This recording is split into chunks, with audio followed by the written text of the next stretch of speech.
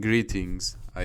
Today I wanted to talk about a topic that interested me for a long time, and I think it is a great opportunity for us to learn. I'm already sorry for the delay. This video was supposed to come out by Monday, but sadly I had some year-end exams and I couldn't finish on time. That being said, I would like to talk today on this episode of Contemplations about the tyranny of thoughts.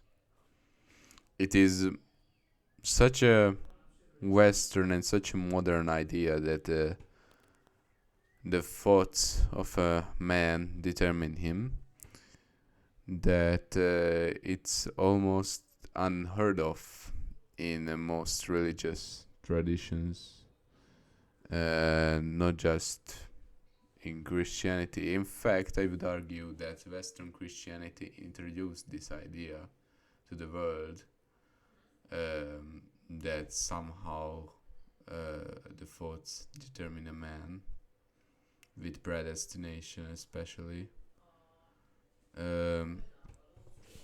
But that being said, we must also talk about why this is such a great deal. You see, today many people will try to tell other people that they're just a bundle of electric cables, and the thoughts are the zeros and ones operating these electric cables. Now, true apostolic Orthodox Christianity stands in total opposition of this, and it is no wonder why our society is so depraved today. Such a core tenet can't be more anti-Christ than it already is.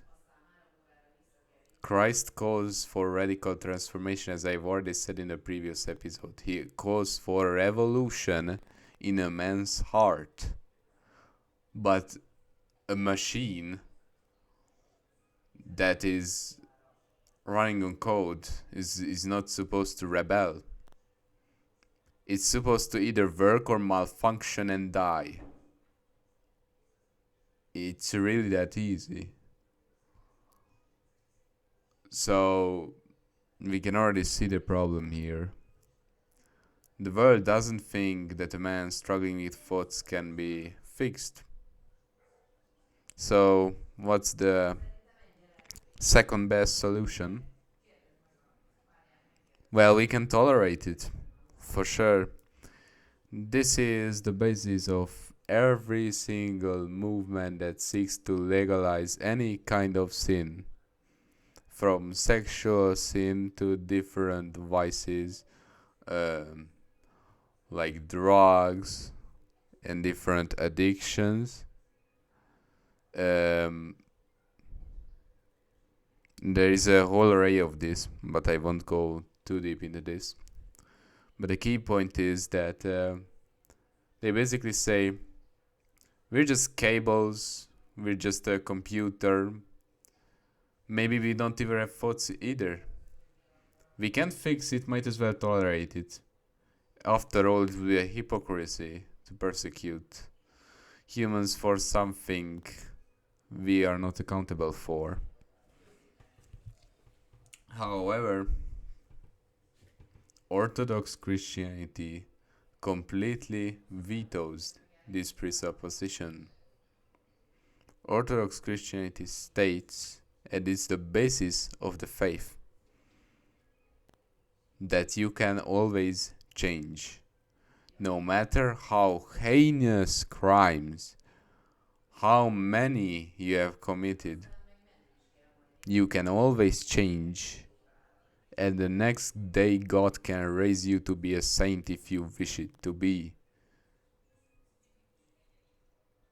It's up to God and it's up to you. And if God wishes the salvation of mankind, as we see in the Bible, then it's only up to you to make the choice. And you can only deny God by denying that you can make this choice. And all these modern movements fundamentally do just that. They deny your choice to follow God and to do the right thing. They say that you are just a computer. Since when did a computer learn to have feelings? Are they just errors? Are they just malfunctioning code? Surely all of it must have an evolutionary reason, right? But guess what? Christ in Christianity has many historical data that back it up. They are not to be trifled with. So what you can back up? The deterministic thoughts of today's groups of sin, or the 2000-year-old fact that a man lived in first century Judea who claimed to be the fulfillment, the epitome, and not only that, the God of the religion he was born into, and then quite literally performed public verifiable miracles, rose from the dead, and then publicly aimed to verify it, appearing before 500 people. And you can't make this up. It's quite literally impossible to hallucinate this. As such, I think we have enough historical proof to disqualify all kinds of evil that they seek to push on us. As such, how should we respond to the tyranny of the thought? The thoughts, the passions oppress us. They want us to be someone we are not. And they want you to suffer. As such, the only true solution is to take your cross and follow Jesus Christ. How can you do that? You can do it with prayer. You can do it with fasting. You can do it with true, genuine faith. And that is all you really need. And of course, the works that flow from the faith. But that's a topic for another video.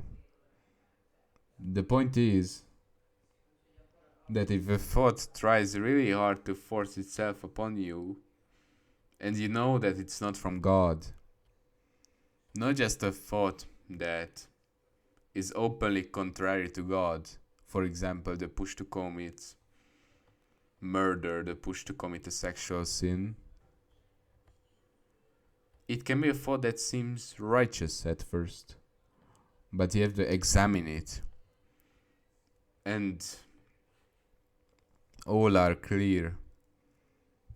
The letters of Paul are clear that you must examine your consciousness, your thoughts.